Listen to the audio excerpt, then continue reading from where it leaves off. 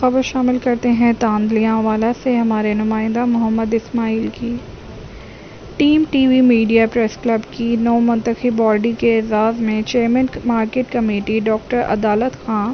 اور چودھری محمد خان پسوال کی طرف سے افطار ڈنر دیا گیا۔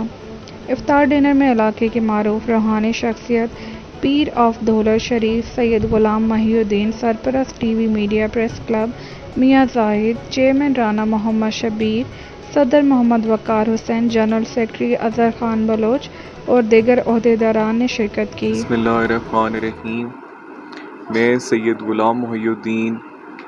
آستانہ عالیہ خواجہ دائم الحضوری قصوری، آستانہ عالیہ دولر شریف سے میرا یہ پیغام ہے کہ رمضان المبارک